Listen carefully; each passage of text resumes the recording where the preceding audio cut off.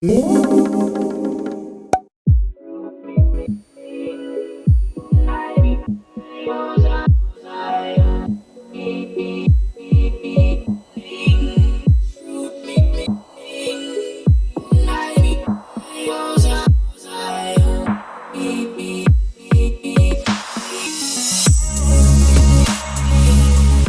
guys, here at the TCT 2019 show with Prusa Research, the fantastic company that I'm sure many of you will be familiar with. I'm here with Mikolas, who's going to talk to us about this lovely creation. Hey, how's it going? So this is the Mark III's with the optional upgrade, which is the multi-material Tube 2S. We had the first version of the multi-material, and there we did 4 PTFE tubes, and you had 4 extruders on top. So it was essentially a Bowden system, which had its downsides, and you had four extruders on top. So with the second version, we switched it up. So now you have this single box. You can go up to 5 filaments at once. And what it does in a nutshell is that it switches the filaments for you. So after each color in the layer, it unloads the current filament, the current color. The selector moves a little bit to the side. It picks the second color, just loads it back to the extruder, which is direct drive. So it prints exactly the same as normal Mark III's. It just changes the color for you. Awesome. And I've heard of pallets as well, which is another sort of multi-material upgrade. Yeah. How does this compare both in terms of quality and price? So what they do, I believe they cut the filament into pieces and they fuse it together. Their advantage is that you can put that add-on to basically any printer. I believe it's about twice as expensive. So if you have like some maybe Creality machine or just whatever printer, you can't use the multi-material upgrade from Prusa. This is made specifically for our machine.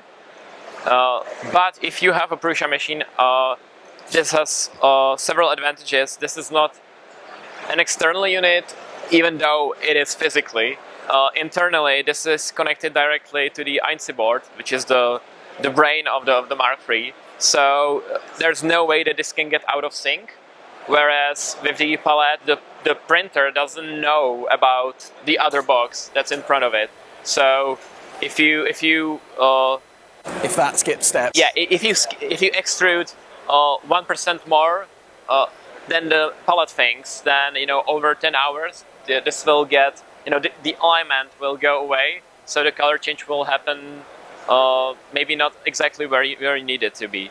This can't happen with the MMU2S because they communicate with each other, so they know exactly what's happening. And these are all prints from it? Yeah, these are all prints from the MMU2S. I'm, for example, a big fan of this heart, this model was just released recently. They're so clean. Yeah. Yeah, the color transitions are basically perfect, I would say.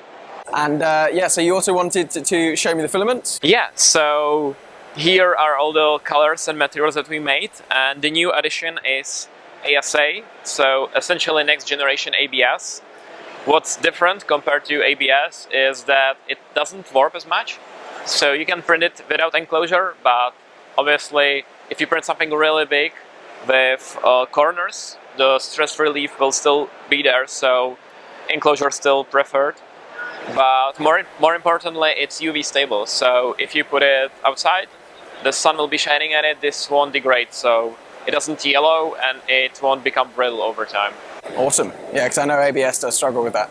Yeah, exactly. And that was printed on a Prusa? Yeah, it's printed on Prusa, and what you can do with ASA, just like ABS, you can smooth it with acetone. So on its own, ASA is very matte, and it prints really nicely. Like the detail is definitely better than, for example, PETG. Yeah. So I would definitely say, just like PLA, but matte finish. So that's very nice.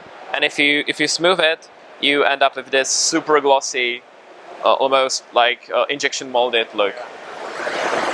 That really does reflect the light. Yeah. Awesome. How do you get the spooling so perfect? So I always wonder. If I told you, I would have to kill you. Yeah, there we go.